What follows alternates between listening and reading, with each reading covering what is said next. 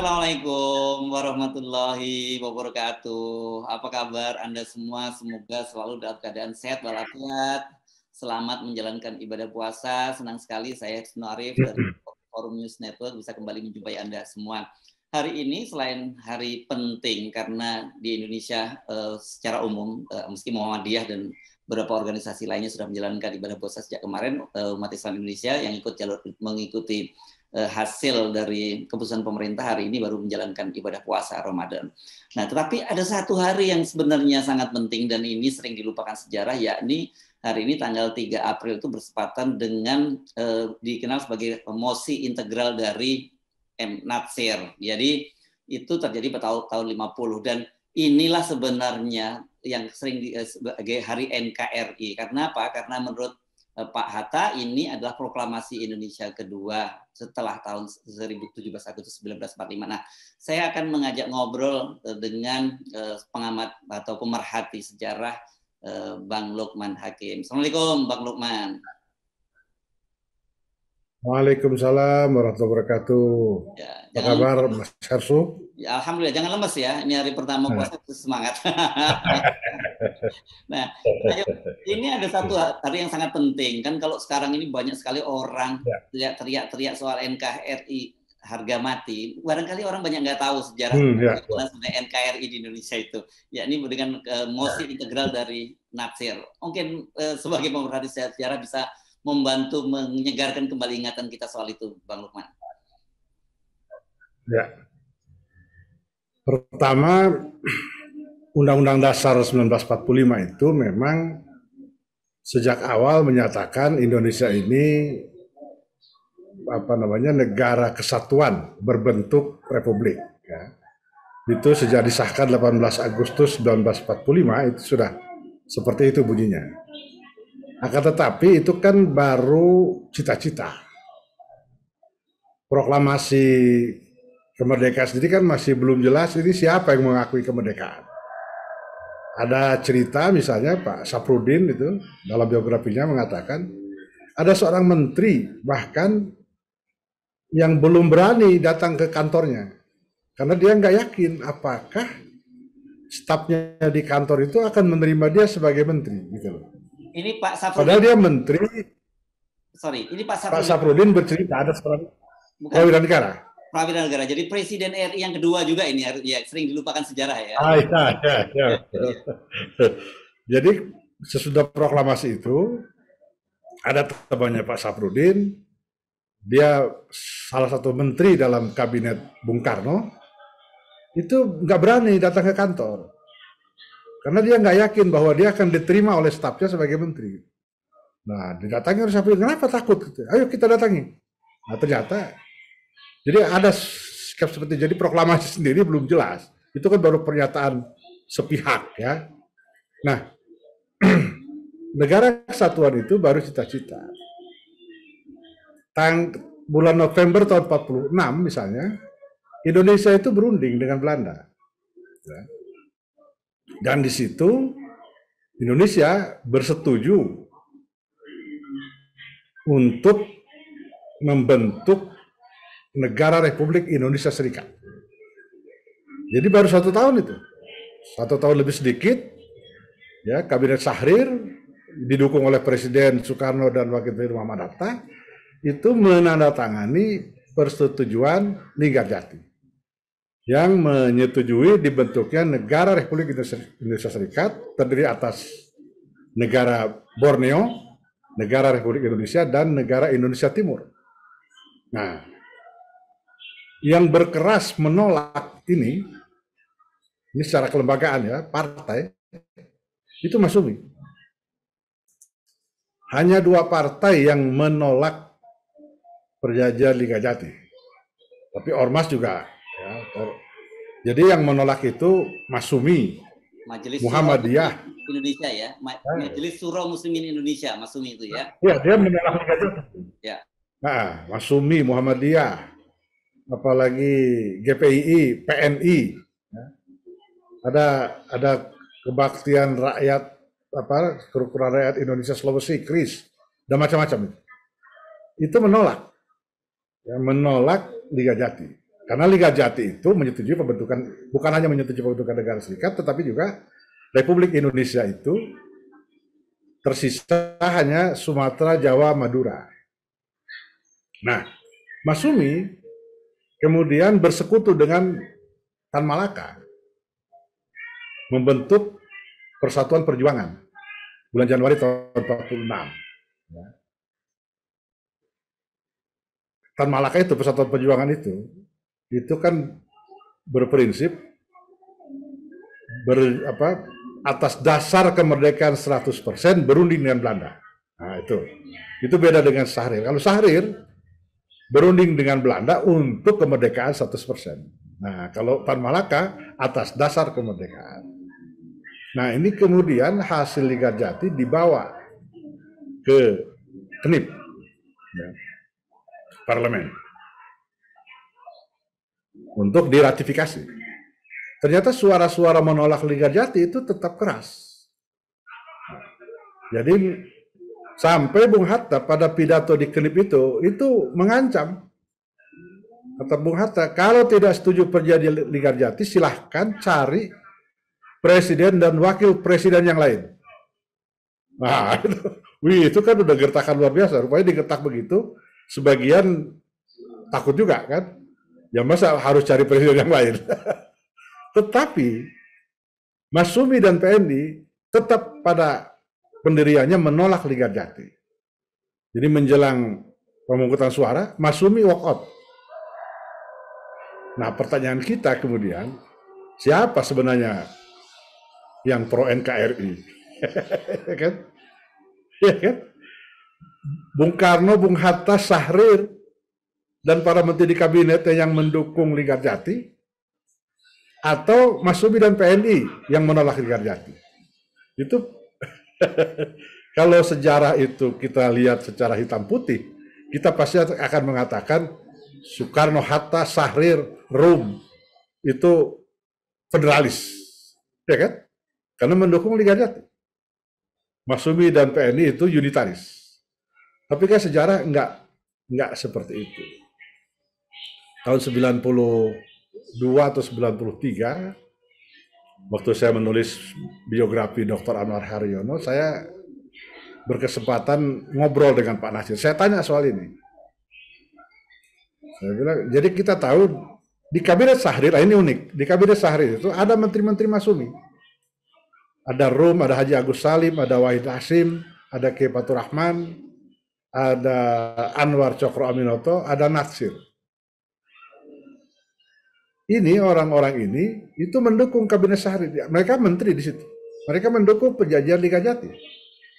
Rum itu menjadi anggota delegasi. Masyumi berkirim surat kepada para menterinya itu supaya para menteri ini menyesuaikan sikapnya dengan pendirian politik Masyumi. Tapi oleh Natsir CS dijawab, ini kabinet kerja, ini zakon kabinet.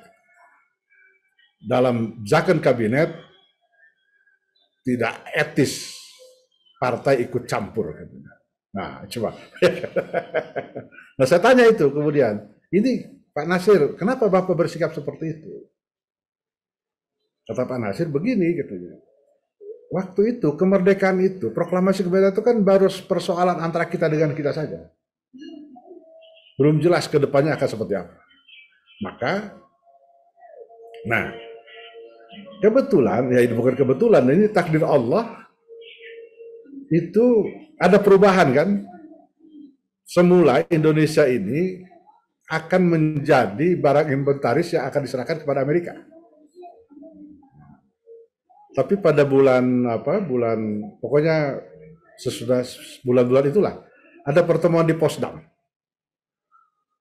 Nah, menyerahkan Indonesia itu ke Inggris. Karena Jenderal MacArthur itu sedang konsentrasi untuk mengalahkan Jepang. Nah, Inggris menerima pendadakan itu nggak siap. Maka dia telat datang ke Indonesia ini. Dan datang pun dengan bawa pasukan hanya sedikit. Sehingga dia baru akhir September datang ke Indonesia. Sehingga antara 17 Agustus 45 sampai akhir September, itu pemerintah Kota Jakarta itu sudah konsolidasi. Wali Kota Suwiryo dan Ketua KENIP apa DPRD lah sekarang ya, Komite Nasional Daerah Jakarta, itu sudah konsolidasi. Jadi ketika Panglima Tentara Inggris turun di Jakarta, dia ketemu dengan wali kota, dia melihat ini sudah rapi. Jadi dia minta listrik, dia minta telepon, minta rumah, minta sampah diberikan, semua bisa dipenuhi dalam waktu singkat. Sehingga ketika dia bertemu dengan wali kota Suwiryo, Panglima Tentara Inggris itu menyebut Pak Suwiryo itu Mr. Wali Kota, Pak Wali Kota. Jadi ini pengakuan de facto. Atas dasar itulah kemudian Inggris yang nggak mau ribet-ribet itu mendorong Belanda supaya berunding. Nah itulah, nah kata Pak Nasir, ada peluang itu. Jadi berunding dengan Belanda itu bukan untuk menyelesaikan masalah. Tetapi kata Nasir, itu untuk membawa masalah Indonesia ke forum internasional. So, kalau sudah Belanda mau berunding dengan Indonesia, itu artinya Belanda secara de facto juga mengakui Indonesia. Nah, kalau sudah terjadi perundingan antara dua negara, pasti ada pihak ketiga. Dunia internasional menaruh perhatian. Nah, itu yang terjadi kemudian. Ketika Belanda mengkhianati ini, kan jadi isu internasional. Itu satu. Yang kedua, kata Pak Nasir, ya kita biarkan saja Pak Sukiman itu, ketua masumnya kan Dr. Sukiman Wiryosanjoyo. Ya kita biarkan saja Pak Sukiman itu bergabung dengan Tan Malaka. Kenapa? Ini sebagai sinyal buat Belanda. Kalau mereka gagal berunding dengan kita-kita ini, kata Pak Nasir, maka yang akan menggantikan kami ini adalah orang-orang yang dalam bahasa sekarang ini, itu orang-orang radikal dan intoleran. Nah, karena mereka maunya atas dasar kemerdekaan 100% berunding. Jadi bukan untuk mencari kemerdekaan, akui dulu kemerdekaan. Jadi kan radikal sekali itu dan intoleran. Kalau Syahrir kan masih toleran kan, masih Sumatera Jawa ya oke lah dulu kan gitu. Nah ini yang terjadi awal. Lalu kan kita tahu kemudian Belanda mengkhianati ini. Lalu kemudian jatuhlah Syahrir diganti oleh Emil Saripudin, lalu ada Renville makin kecil, ya. Nah, tapi lagi-lagi ini mengundang perhatian internasional sesudah agresi militer kedua itu, ya sesudah Renville itu kan ada, jadi kan aneh itu, lucu juga ya. Jadi kita itu, Mas Sumi misalnya, itu menolak Renville, tapi sesudah Amir Saripudin jatuh, dibentuk kabinet Amir, Mas Sumi masuk ke kabinet Hatta. Padahal kabinet Hatta itu programnya ialah melaksanakan perjanjian Renville. Jadi kata Pak Rum, ya memang siasat kita itu, kita masuk untuk menggagalkan pelaksanaan Renville. Nah, di tengah perundingan inilah Belanda melakukan serangan. Takiyah ini. Ya kan? Takiyah atau pokoknya taktis lah gitu. Nah, di tengah inilah kemudian ada agresi militer yang kedua itu. Nah, Belanda kan kemudian salah mengira. Belanda mengira dengan berhasil menangkap presiden, wakil presiden, para menteri, berhasil menduduki ibu kota Jogja, maka riwayat Republik Indonesia itu selesai. Ternyata tidak. Di Sumatera Barat itu ada seorang patriot, usianya baru 37 tahun, menjelang 38, namanya Saprudin Prawira Negara. Begitu dia mendengar Jogja diduduki, presiden wakil presiden ditangkap, dia hubungi Mr. Teguh Muhammad Hasan. Beliau ini adalah, kalau sekarang namanya gubernur, dulu namanya komisaris pemerintah pusat untuk Sumatera. Berunding, maka pada hari itu kedua pemimpin ini mendeklarasikan berdirinya pemerintah darurat Republik Indonesia. Memang Bung Karno sempat kirim mandat, tapi mandat itu nggak pernah sampai. Nggak pernah diterima. Nah, yang menarik, Pak Saprudin mempersilahkan Teguh Muhammad Hasan untuk menjadi memimpin PDRI karena dari segi usia dia lebih senior. Tapi kata Teguh Hasan tidak. Dari segi jabatan Anda lebih senior. Maka Saprudin menjadi ketua. Sayang kemudian ini perdebatannya kemudian belum selesai. Apakah beliau ini presiden atau bukan? Kalau Profesor Jimli mengatakan Pak Saprudin ini presiden. Asfiwarman Adam juga menyebut ini presiden. Karena presiden dan wakil presiden itu lagi ditangkap. Nggak bisa bikin apa-apa. Nah, dengan inilah, dengan apa namanya, Pak Sap itu berjuang melalui radio, dia pidato kemana-mana, propaganda, sampai keluar, sampai ke India, sampai ke markas PBB, akhirnya Belanda mau nggak mau kembali ke meja perundingan. Dimulai dengan pertemuan Mr. Muhammad Rum dengan Dr. Van Ruyen. Perundingan itu di Jakarta. Jadi Mr. Muhammad Rum itu, ini kan termasuk yang ditangkap ini Rum. Tapi kan karena tekanan internasional, Rum dibebaskan untuk berunding dengan Ali Sastroamidjojo. Nah, persetujuan Rum Ruyen inilah yang berhasil memulihkan pemerintahan Republik Indonesia. Tadinya kan Belanda maunya itu Soekarno-Hatta itu datang ke Den Haag untuk menghadiri konferensi meja bundar dari Bangka. Jadi nggak usah dari Jogja, dari Bangka. Sebagai pemimpin terkemuka. Jadi bukan sebagai presiden, tapi sebagai pemimpin terkemuka Republik Indonesia. Nah, itu yang ditolak oleh semua pemimpin Republik, itu ditolak. Akhirnya Belanda lagi-lagi kepepet, akhirnya setuju. Nah, Rum Ruyen inilah yang memulihkan pemerintahan Republik Indonesia di Jogja. Atas dasar Rum Ruyen inilah kemudian diselenggarakan konferensi meja bundar.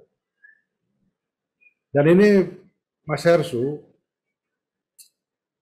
kita memang betul-betul harus menaruh hormat setinggi-tingginya kepada para pendahulu kita ini. Jadi menjelang perundingan konferensi meja bundar, ini para pemimpin ini konsolidasi di sini. Kan ada juga di sini itu BFO, perwakilan Badan Musyawarah negara bagian. Jadi menjelang KMB ini diajak berunding ini. Karena peserta KMB itu 3. Belanda, Republik Indonesia, dan BFO. Negara-negara bagian ini. Nah, itu hebatnya sebelum berangkat ke Belanda, RI itu mengontak dulu BFO. Jadi mereka lalu melakukan konferensi inter-Indonesia. Diselenggarakan di Jogja dan di Jakarta. Hasilnya itu positif buat Indonesia. Jadi misalnya BFO setuju 17 Agustus itu sebagai hari nasional. Ya. Setuju bendera merah putih sebagai bendera kebangsaan. Setuju Indonesia Raya sebagai lagu kebangsaan. Itu kan semua itu menguntungkan. Ya. Maka dengan modal itu kita berangkat ke KMB. Nah, hasil utama KMB itu ialah Belanda menyerahkan kedaulatan kepada negara Republik Indonesia Serikat. Di belakang hari, ya, Bung Karno dan banyak yang lain lah, itu keberatan dengan istilah penyerahan. Harusnya katanya ini bukan penyerahan, tapi pengakuan. Belanda mengakui kedaulatan Indonesia. Tapi kata Pak Rum, ya Bung Hatta ini memilih kalah dalam kata-kata, tetapi menang dalam kenyataan. Kenapa? Karena sampai akhir itu Belanda masih tetap menganggap kedaulatan Indonesia itu di tangan Belanda. Melalui KMB, Belanda menyerahkan kedaulatan kepada negara Republik Indonesia Serikat. Dan di situ dikatakan bahwa penyerahan itu tidak bisa dibatalkan dan tidak bisa diganggu. Tanggal 27 Desember tahun 49 dilakukanlah serah terima di Belanda dari Ratu Juliana kepada Wakil Presiden Perdana Menteri Muhammad. Di Jakarta itu dari Mr. Loving gitu, Wakil Ratu Juliana di Belanda, kepada Sultan Hamengkubuwono ke-9, didampingi oleh Mr. Muhammad Rum. Sudah dengan itu, bendera merah putih berkibar, terbentuk negara Republik Indonesia Serikat, terdiri atas 16 negara bagian. Nah, ternyata Mas Hersu, baru seminggu penandatanganan itu, penyerahan kedaulatan, tanggal 4 Januari tahun 1950, rakyat di Malang itu demo. Mereka menolak bergabung ke Jawa Timur. Mereka mau gabung ke RI. Ke RI, ya, ya. Lalu di mana-mana, di Bogor, di Jakarta, di Sukabumi, di apalagi di Makassar, di Sumatera Timur, di mana-mana itu. Itu ramai. Nah, disitulah yang kemudian Natsir memperhatikan ini kok pemerintah pasif. Ya. Pemerintah terlihat pasif. Jadi memang konstitusi itu memungkinkan negara bagian itu bergabung ke negara bagian lain, itu dimungkinkan. Tapi kata Natsir nggak bisa begitu, nggak bisa cuma pasif seperti itu, harus diberi arah. Karena ini negara kita baru berdiri, belum seumur jagung kan. Nah, Natsir ini bersama Haji Agus Salim itu sesudah KMB nggak mau ikut dalam kabinet. Karena seperti kita ketahui, KMB itu kan belum memasukkan Irian Barat. Papua itu belum masuk. Itu ditunda. Jadi kata Natsir, bagaimana mungkin saya jadi Menteri Penerangan yang harus menjual KMB. Jadi kata Pak Natsir, ibarat pedagang kue, nggak mungkin dong saya harus menjual kue yang saya nggak suka. Nah, karena itu Natsir dibujuk oleh Bung Karno. Kata Bung Karno, 10 orang menteri boleh mundur, tapi jangan Natsir. Natsir tetap kukuh nggak mau masuk kabinet. Nah itu menguntungkan ternyata, karena Natsir ini dapat nganggur. Lalu, ditawari juga, Natsir itu ditawari juga untuk menjadi Perdana Menteri RI. Kan sesudah Republik Indonesia Serikat terbentuk, Soekarno kan jadi Presiden RIS. Ditinggal ini RI. Yang menjadi Presiden RI itu kemudian Mr. Asaad. Nah ini pertanyaan juga ini. Mr. Asaad ini presiden atau bukan? Yang diproklamasikan 17 Agustus itu kan Republik Indonesia. Dan Presiden Republik Indonesia antara 27 Desember sampai 15 Agustus, 49 sampai 15 Agustus 50, itu Mr. Asaad. Nah, Asaad kemudian membentuk kabinet, Natsir diminta menjadi Perdana Menteri. Natsir menolak. Dia bilang, biar saya mengurus partai aja lah. Saya mengurus Masyumi yang tidak lebih rendah dari ini. Jadi, Dr. Abdul Halim menjadi Perdana Menteri.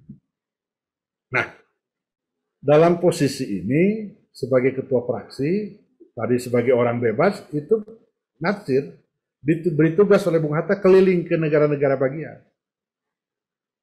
Supaya komunikasi nggak putus gitu. Antara lain misalnya Natsir menemui Kartosuwiryo, membujuk supaya Kartosuwiryo jangan memproklamasikan DI, tapi kan gagal. Nah itu. Nah, jadi sesudah demo-demo itu, Natsir kemudian keliling ke berbagai negara bagian, juga ketemu dengan seluruh pimpinan fraksi. Kesimpulan Natsir, negara-negara bagian itu mau saja membentuk negara kesatuan. Tapi kalau disuruh bubar nggak mau. Disuruh bubar kemudian suruh gabung ke RI nggak mau. Karena kata mereka posisi kita sama. Jadi ketika Nasir kemudian dijajaki itu, kata mereka, posisi kita sama. Menurut konstitusi RIS, Indonesia Timur, Sumatra Timur, Republik Indonesia itu sama-sama negara bagian dalam negara Republik Indonesia Serikat. Jadi nggak ada yang lebih besar. Nah, ketika Nasir ketemu dengan para pemimpin RI di Jogja, mereka juga keras. RI juga nggak mau. Kata mereka, masa kami harus bergabung dengan negara bikinan Fanmuk? Nah, jadi ego masing-masing itu tinggi di situ. Nasir kemudian merumuskan yang pada hari ini 72 tahun yang lalu dipidatokan di parlemen RIS. Jadi sebelum pidato, naskahnya itu ditawarkan dulu kepada seluruh pimpinan fraksi. Maka itu didukung itu oleh hampir semuanya. Hampir semuanya itu. Nah, saya bisa bacakan ini, pendukungnya ini. Yang menandatangani mosi integral itu Muhammad Natsir, Subadyo Sastro Satomo. Ini saya kenal di PSI ini. Hamil Al-Gadri, ini PSI. Ini kakeknya Nadim. Insinyur Sakirman. Ini PKI ini. PKI, ya kan? Kakaknya ya. Jenderal siapa? Esparman. Esparman. Kawardoyo. Ya, Esparman. Ya. Kawardoyo, Mr. AM Tambunan ini Kristen. Ngadiman Harjo Subroto. Besahetapi. Besahetapi ini ketua fraksi negara bagian. Oke. Besahetapi Angel. Dr. Cokronegoro, Muhammad Tauhid, Amel. Lalu H. Sirajuddin Abbas. Sirajuddin Abbas ini tokoh Perti. Jadi, maka Pak Rum itu mengatakan, itu oleh Natsir itu didekati semuanya. Dari yang paling kiri sampai yang paling kanan. Yang paling kiri itu Sakirman. Yang paling kanan itu Sahetapi Angel. Jadi, nah, pidato Natsir itu, Natsir dalam wawancara dengan majalah Tempo itu mengatakan, sengaja itu saya bikin katanya agak kabur-kabur pidatonya itu. Kenapa? Supaya Belanda nggak mencium ini kemana arahnya ini. Karena kan bagaimanapun Belanda masih pengaruhnya masih kuat. Iya, dan ingin mempertahankan Republik Indonesia Serikat itu Belanda ya. Oh, iya, betul. Karena negara RIS itu kan. Jadi, nah, apa yang dilakukan Natsir kemudian? Dua yang dia tawarkan kepada negara-negara bagian itu maupun kepada RI. Dua kata Natsir, pilihan kita. Kita perangi, kata Natsir kepada pimpinan RI di Jogja, kita perangi negara-negara bagian itu sampai mereka menyerah. Ya kan? Kita nggak tahu berapa lama perang itu terjadi, berapa biaya yang harus kita keluarkan. Pokoknya begitu mereka menyerah, lalu mereka kita suruh tunduk masuk ke RI, menjadi negara kesatuan. Atau, kata Natsir, kita tempuh jalan parlementer. Jadi, nggak perlu perang. Semua negara bagian itu membubarkan diri. Lalu bersama-sama membentuk negara kesatuan Republik Indonesia. Itulah yang terjadi. Jadi pada tanggal 15 Agustus 1950, di depan sidang parlemen, RIS, dan Senat, parlemen RI dan Senat RIS, Bung Karno membacakan piagam pembentukan Negara Kesatuan Republik Indonesia. Apa yang bisa kita ambil, Mas Hersu? Menurut saya ini kepiawaian. Bagaimana Natsir memberi solusi kepada bangsa ini tanpa mempermalukan siapapun. Itu kan lagi enak-enak anak agung gede agung jadi Perdana Menteri. Tiba-tiba sudah berhenti. Enggak ada yang dipermalukan. Nanti ketika akan dibentuk apa komite apa ada komite itu, ada semacam komite pembentukan negara kesatuan. Itu Nasir nggak tampil. Jadi mengatakan, sudahlah, kita punya Soekarno, punya Hatta. Dua figur yang kalau kita tawarkan menjadi presiden, menjadi wapres, itu nggak akan ada orang yang menolak. Nah kita, kata Pak Nasir, kita ini udah, tugas kita sudah selesai, kita minggir. Kalau diperlukan kita terima, kalau nggak apa-apa. Yang penting ini tercapai. Nah begitulah kira-kiranya, Mas Erso. Jadi Kronologinya seperti itu. luar biasa, karena itu kemudian itu pidato Nasir di parlemen pada waktu itu, gitu mudahnya kita menyebutnya ya, itu dikenal sebagai mosi integral, dan disitulah kemudian NKRI itu kembali gitu disepakati gitu ya. Dari situ kemudian kan pidato itu kata Nasir tadi itu memang agak dia bikin agak kabur-kabur lah supaya apa. Jadi misalnya kata Nasir, yang mendukung mosi ini tidak perlu disebut unitaris. Yang menolak mosi ini tidak perlu disebut federalis. Karena persoalan kita bukan itu. Persoalan kita itu bagaimana tahapan perjuangan ke depan. Bagaimana kita menginventarisasi masalah-masalah ini untuk kita selesaikan bersama. Nah, Bung Hatta, wakil itu kan Perdana Menterinya Bung Hatta tuh. Bung Hatta kemudian merespon, dia menerima baik mosi itu dan menyatakan akan menjadikan mosi integral, yang disebut mosi integral Nasir karena Nasir yang tanda tangan pertama. Dia akan menjadikan mosi integral itu sebagai pedoman untuk menyelesaikan masalah-masalah bangsa. Atas dasar itulah Bung Hatta berunding kemana-mana. Nah, ketika kemudian terbentuk negara kesatuan Republik Indonesia, wartawan Harian Merdeka Asaba Pagi itu nanya ke Karno, Bung, siapa ini yang akan dijadikan Perdana Menteri? Nah, kata Bung Karno, siapa lagi kalau bukan Nasir? Asaba Pagi, agak kaget kan? Nasir entah kaget atau gimana, dibalik-balik tanya. Nasir dari Masumi? Iya. Siapa lagi kalau bukan Nasir? Karena dia punya konsepsi untuk menyelesaikan masalah bangsa secara konstitusional. Nasir sendiri nggak punya ambisi itu ya, angan-angan untuk menjadi Perdana Menteri. Nggak ada dia angan-angan. Karena apa? Karena waktu itu keputusan Muktamar Masumi menyatakan ketua umum itu tidak boleh menjadi menteri. Nah, jadi menteri aja nggak boleh, apalagi jadi perdana menteri. Ya. Ya kan, jadi menteri aja nggak boleh, apalagi jadi perdana menteri. Ya. Tapi karena Bung Karno terus mendesak, akhirnya diadakanlah semacam konferensi rapat pimpinan gitu. Nah, ketentuan itu hanya direvisi. Iya. Tapi berkali-kali ya Nasir itu gagal. Nasir itu berangan-angan berpendapat kabinet yang kuat itu harus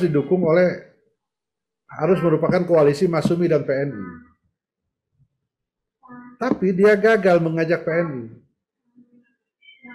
2 kali Pak Nasir itu mau mengembalikan mandatnya ke Bung Karno. Tapi 2 kali tolak oleh Bung Karno.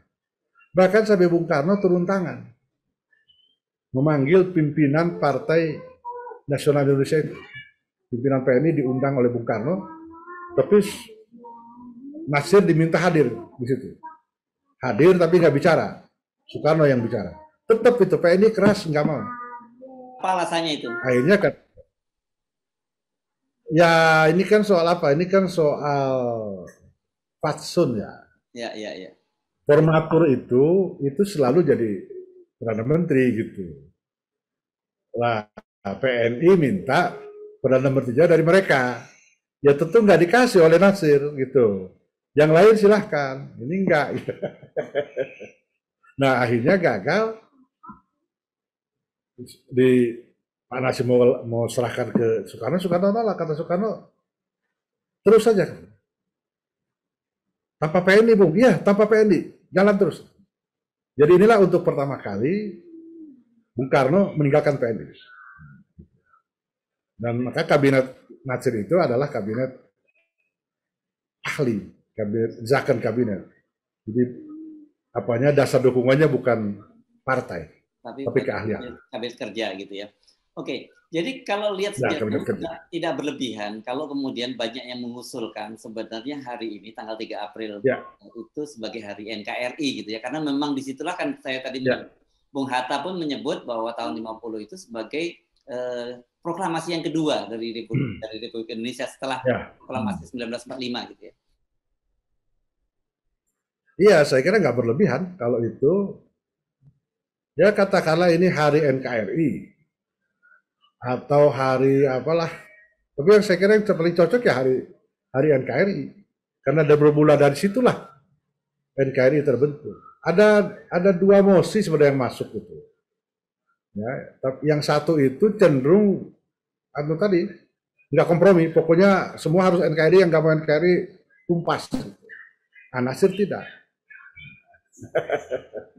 Nasir tidak, Nasir maunya secara bermartabat itu. Ya menjadi ironis ya kalau kita melihat perjalanan sejarah bangsa kita di masa lalu ya, bagaimana para founding parent kita itu mengesampingkan ego masing-masing, mengedepankan persatuan kesatuan. Bahkan soal jabatan-jabatan tidak mereka perhitungan.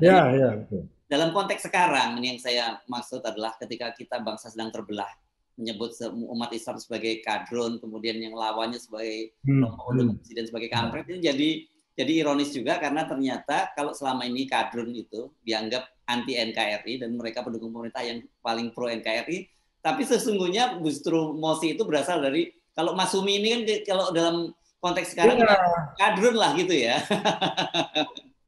Iya, dari Ustadz itu. Ustadz itu, Nasir itu Ustadz. Dia itu pemimpin Persatuan Islam, murid Ahmad Hasan, Ustadz Ahmad Hasan. Jadi luar biasa, ini gagasan itu muncul itu dari seorang ustadz yang sampai akhirnya itu juga kan tetap sebagai dai. Ya, dengan mendirikan. Nah, menurut saya yang paling kan Pak Dewan Dakwah lalu menjadi tokoh Islam internasional. Kan namanya kan sejajar dengan Maududi dan Hasan An-Nadwi. Ya.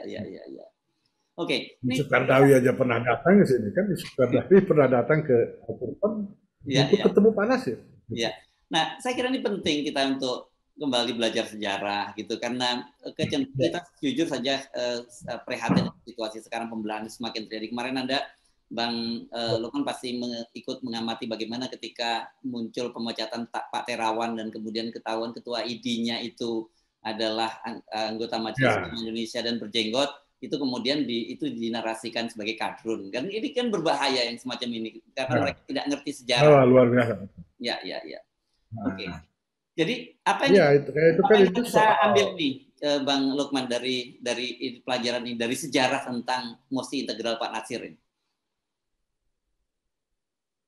Ya, saya kira yang paling penting ialah Pak Nasir itu sudah memberikan, dan itu diakui oleh Bung Karno, Pak Nasir itu mampu menyelesaikan masalah bangsa. Kalau sudah Bung Karno, dia punya konsepsi. Nasir dari Masumi itu punya konsepsi untuk menyelesaikan masalah bangsa secara konstitusional. Dalam perjalanan selanjutnya, Mas Hersu, itu harus kita catat. Itu Partai Katolik dan Partai Kristen itu paling senang kalau Masumi jadi formatur. Nah, kenapa? Karena nggak usah minta. Nggak usah minta. Ya. Nggak usah minta itu pasti dapat. Oke. Pasti dapat. Ya. Nah, jadi begitu kata Mas, dulu begitulah kami berjuang itu, katanya kan. Ya. Yang besar, yang kecil kita sama-sama. Ya. Tidak yang besar menguasai, yang kecil enggak, semua kita sama-sama. Ya. Jadi tanya Pak Kasimo itu. Nah, misalnya begini, mereka bisa berbeda pendapat. Ya kurang apa perbedaan pendapat Nasir ini Masumi dengan PKI. tapi untuk urusan bangsa, untuk urusan NKRI, Nasir menemui Sakirman.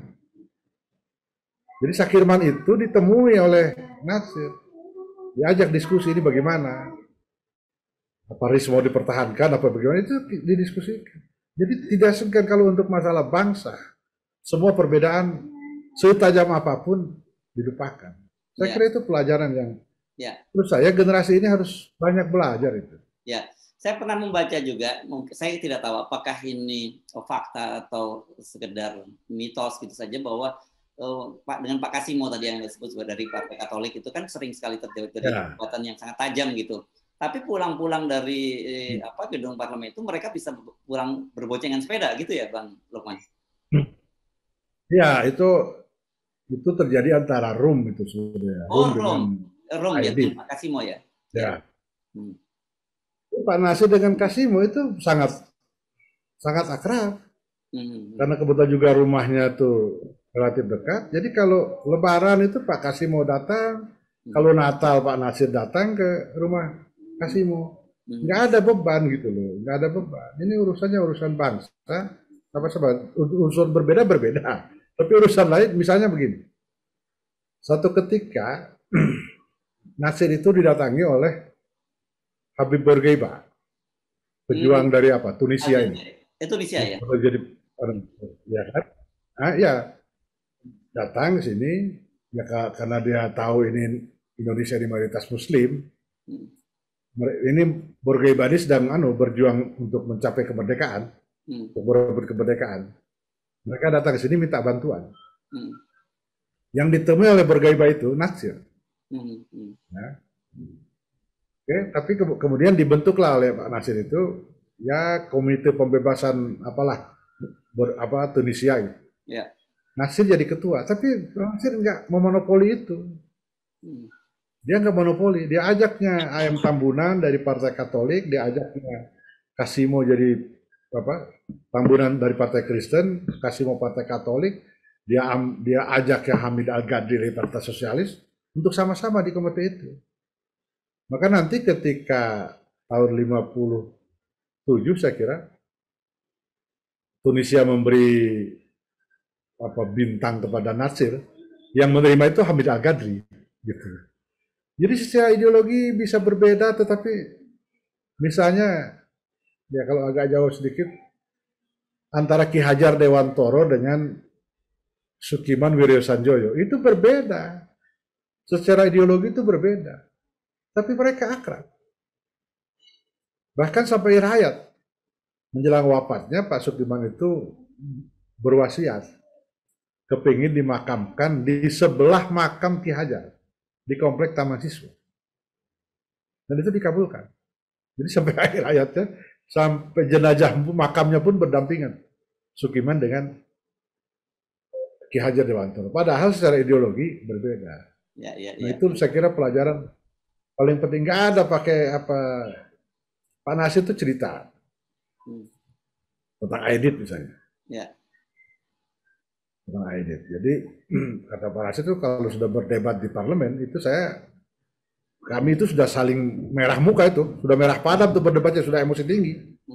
Kata Pak Nasir, saya udah pengen ambil kursi aja, saya mau lemparnya tuh Aidit tuh, gitu kan. Saking jengkel. Tapi begitu break, Nasir duduk gitu kursi, tahu-tahu Aidit datang bawa 2 cangkir kopi. Nah duduk dia, ini Bung. Nah kita minum ngobrol soal keluarga gitu loh. Dia tanya, Bung, saya dengar istri Bung sakit. Oh iya, kata. Mohon maaf saya belum bisa besuk. Tapi nanti biar istri saya nanti sore saya minta untuk menjenguk ses. Kebetulan kan istrinya Aidit itu dokter. Biar diperiksa apa penyakitnya. Jadi mereka bisa berhubungan secara manusiawi. Itu yang menurut saya Pak Nasir itu berkali-kali tuh mengulang cerita itu. Kita boleh berbeda, tapi jangan memaki. Kita boleh berbeda, tapi hubungan kemanusiaan tetap. Jangan paling bully gitu. Ya. Oke. Saya kira ini penting. Nah, Ya. Pesan-pesan itu penting sambil kita mengingat bahwa mengingatkan hari kembali bahwa hari ini tanggal 3 April tahun 1950 itu berapa? 72 tahun yang lalu itu ada mosi integral dari M. Nasir yang tokoh Masumi itu yang kemudian menjadi titik menjadi dianggap sebagai proklamasi lagi menyatukan Indonesia menjadi NKRI dari Republik Indonesia Serikat ya. Dan kemudian tadi cerita jangan lupa Mas Hersu. ya. Mas Hersu jangan lupa itu. Ya. Mansur itu, ya kalau kata Bung Hatta, itu anak emasnya Soekarno. Ya. Anak emas itu Pak Nasir itu cerita, di puncak perbedaan pendapat mereka, ya. pada tahun baru 1 Januari 58, ya. dulu rupanya ada, kalau menyambut tahun baru ada perayaan di istana. Ya. Itu Bung Karno masih mengundang Pak Nasir dan istrinya, dan mereka berjabat tangan itu hangat gitu. Ya, padahal sudah perbedaan pendapatnya sudah Ya, ada foto-fotonya ini. Saya pernah melihat foto-fotonya yang sangat bersejarah itu. Ya. Nah, itu di e-post gitu ya. Pak Nasir bilang itu di e-post. Ya. Nggak tahu masih ada apa enggak. Ya, penting saya kira ini. Jadi sudah pantas lah kalau 3 April dijadikan hari tadi itu, hari NKRI. Ya. Samping itu yang kita bisa ambil hikmahnya adalah mestinya perbedaan-perbedaan pandangan di antara kita ini tetap tidak memecah belah kita sebagai anak bangsa dari negara. Ya, betul. Ya, gitu ya. Dan itu adalah peran dari seseorang yang dulu kalau sekarang itu sebagai kader, yakni Pak Muhammad Nasir, pendiri Dewan Dakwah Islam, gitu ya. Terima kasih. Umum Partai Masumi. Benar ya, Masumi, dan kemudian belakangan kan kemudian beliau menjadi tokoh Dewan Dakwah ya. Baik, Bang Lukman Hakim, terima kasih. Assalamualaikum warahmatullahi wabarakatuh. Waalaikumsalam warahmatullahi wabarakatuh.